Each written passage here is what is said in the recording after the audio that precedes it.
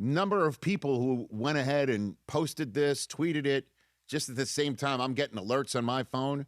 It looks like Tua is going to be a Falcon by the end of the day, maybe by lunchtime out here or dinner time in Atlanta. And this makes sense. This makes absolute complete sense because, number one, they need a quarterback, a veteran one at that. That's number one because Kirk Cousins isn't staying there, and Michael Penix Jr. is coming off of an ACL that who knows when he's going to be back, right? Right. Then there's also the fact that you covet what you see.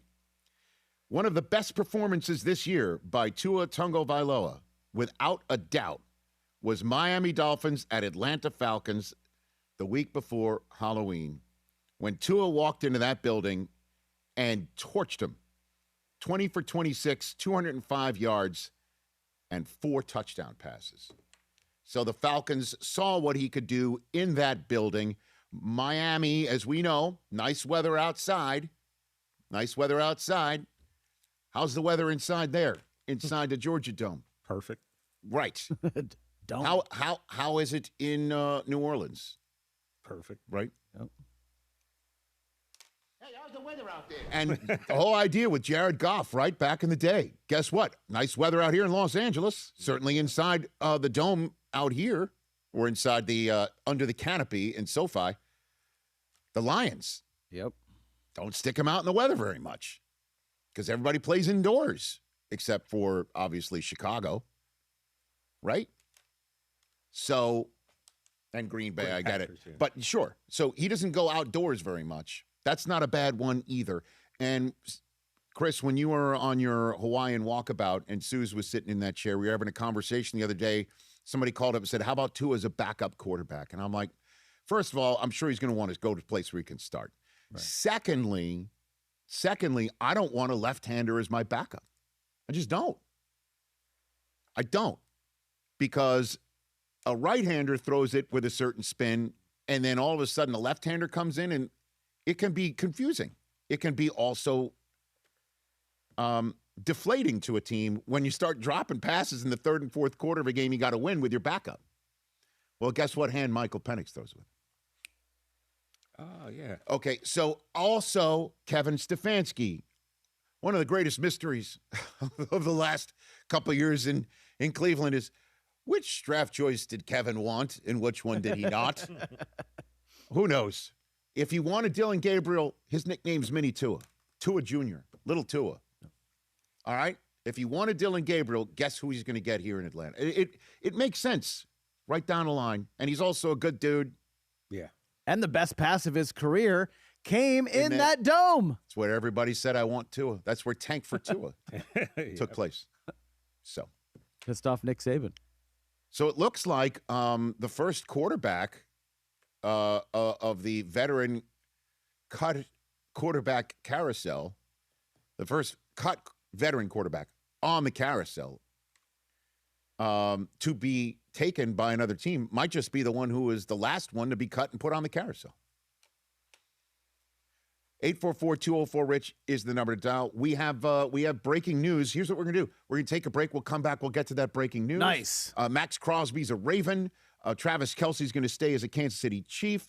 The Jets made a move with the Dolphins, of all people. We'll talk about that. They split the cap hit between this year and next. This year's cap hit is $67.4 million.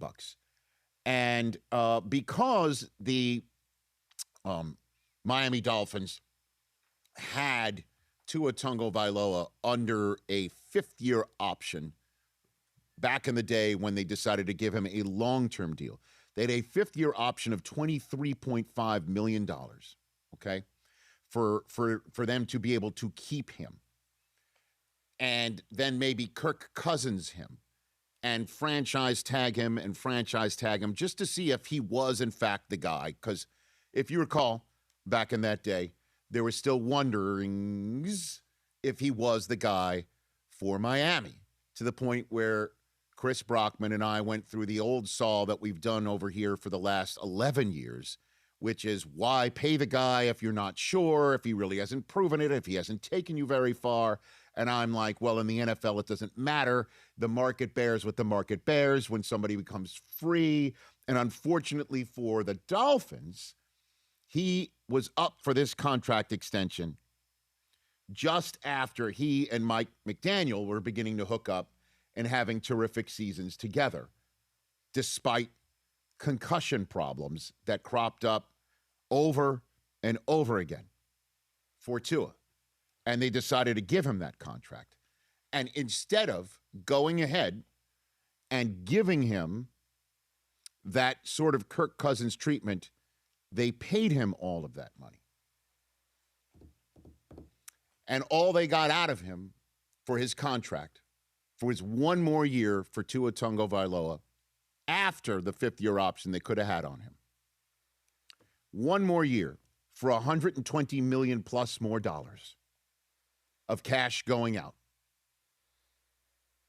1 year for $120 million bucks, essentially, of what they paid him, making this, without question, the worst contract anybody's ever given a quarterback in the history of the National Football League. No doubt. And I'm using 2020 hindsight completely to do so. Obviously, yeah. Because, again, the guy performed in his career well enough for the Dolphins to say, we've seen enough, certainly with the general manager and the coach together. Once Mike McDaniel showed up, Tua threw for 3,548 yards in 2022 and 4,624 yards in 2023. The only issue is, in 2022, we had the daylights also scared out of us by Tua by getting hit so hard in Cincinnati on a Thursday night that his hands made some awful motion. Yeah. And he wound up getting concussed then, and then later on Christmas Day against the Green Bay Packers, concussed then. Skylar Thompson wound up starting a playoff game. 2023, he comes back. He doesn't miss anything. Absolutely nothing. He plays every single game. And he and Mike McDaniel look like they are two peas in a pod. 2024 is when he gets signed to his contract. He winds up missing 4 more games due to a concussion after, by the way, in a Bills game, if you remember on this night, he throws 3 interceptions, winds up being down 21 points at home, decides to run for it in the third quarter for a first down. Mm-hmm. And of all people to hit him so hard, he gets concussed again was DeMar Hamlin, as those two people met in a player safety collision. And then comes this year. And basically every word out of my mouth over the last 6 minutes about what happened with Tua after he was drafted 5th overall and Justin Herbert gets drafted after him. And then a new coach comes in, says, I've got it. It looks like they've got it. They sign him to a market deal only to have him regress, only to have the head coach not really have it. And that is the way a general manager who gives this deal and a head coach who says, I've got it, both lose their jobs. This is basically a story as old as time